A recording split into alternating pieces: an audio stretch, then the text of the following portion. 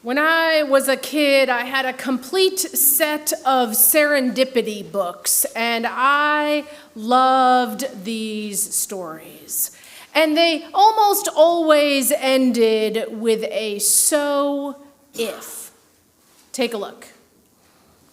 So, if among your travels you find a thing unknown, think of Crystal Shimmery and the seed that she was shown. The end. And that's it for today's episode of Storytime. That "so if" part summed up the book, so that they told you the moral of the story in that succinct little sentence. Now, unlike these serendipity books, Jesus' parables kind of leave us hanging. They are not stories that have a crystal clear "and the moral of the story is ... Rather, every time we hear them, we are invited to the story. We are invited to hear something new. So this week, as I was pondering this, I really got to thinking about what the legal expert was wondering. Who is my neighbor? And perhaps with that question was, who is not my neighbor? As in, who do I not have to love? And rather than a simple, this person is your neighbor, that person is not, Jesus tells a story that invites us to enter in, a story that invites us to wonder, a story that invites us to hear anew every time we hear it. So when I think of who is our neighbor, we can think of, just as the kids told us, the persons that live up and down our streets. And yes, those people are our neighbors. It could be anyone that shows up in this live webcam. We're going to have a moment. Oh, we're seeing water today. These are totally live. I have no idea what's here. Oh, those people driving that boat. They might be our neighbor. Or maybe it's anyone in this webcam. Oh, there's some people.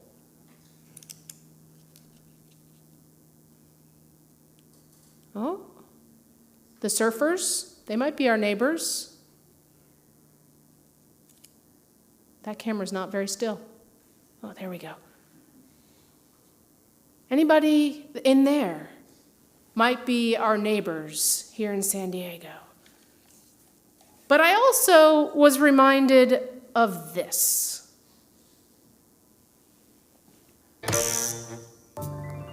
It's a beautiful day in this neighborhood, a beautiful day for a neighbor.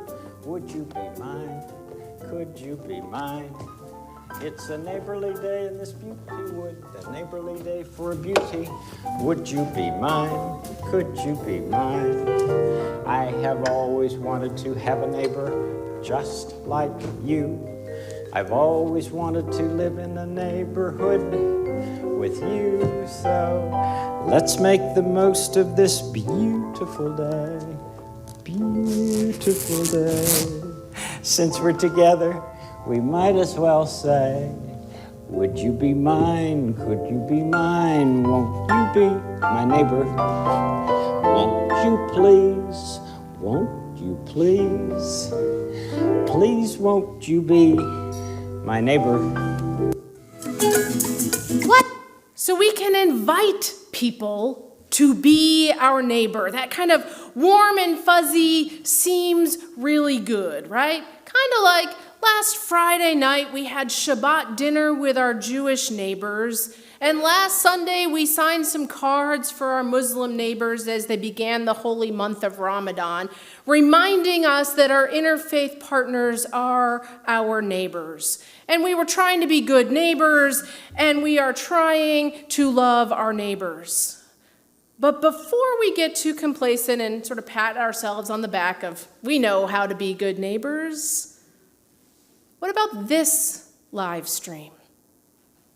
Are these our neighbors? I spent a lot of time this week watching this webcam. Oh, see, there was the middle of the night. Oh, we're listening. Going back to live. There we go. Oh, you can kind of see there's some lunch off to the right-hand side of the eagle with a crow or something. I saw them bring a fish this week. I saw it was snowing on Friday. As I reflected on it, though, it got me to wondering, what about the planet? Is it our neighbor?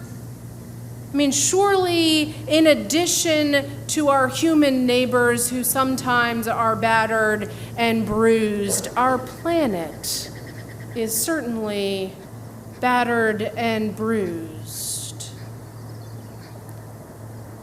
So as we think about this, Jesus is helping the legal expert and us to consider who is in and who is out. Who should I align myself with? Who should I stay away from? Who can I trust? Who can I fear? And as we enter this story, we might find ourselves identifying with the priest or the Levite.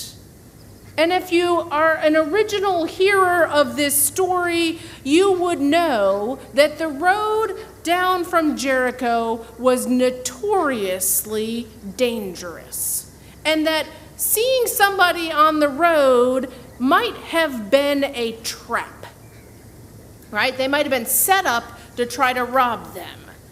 So perhaps it was best to cross to the other side and not engage, so to avoid this trap. Or we might find ourselves identifying with the person in the ditch. We might be laying there bloodied and hurting, hoping somebody would notice our pain and help us. Or we might find ourselves compelled to be the Samaritan, the very one that the original listeners of the story would have never suspected to be the one acting with mercy. What's she up to? She's got 3 babies under there. One of them hatched recently.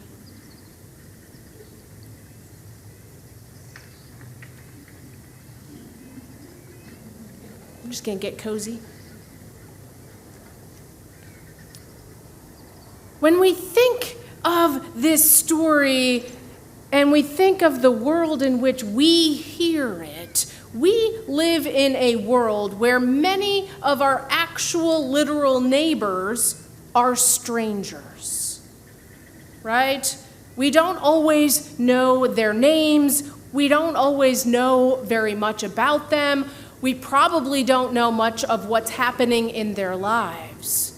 And we live in a world where our neighbors and those closest to us might feel like strangers in the midst of our divisive world. But rather than fall for the... Are we going to get a peek of them? There's a baby face.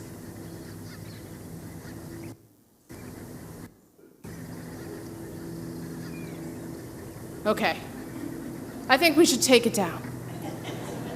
I can share the link later so we can keep watching. Okay, so, because I'm going to be too distracted to keep preaching if I keep watching.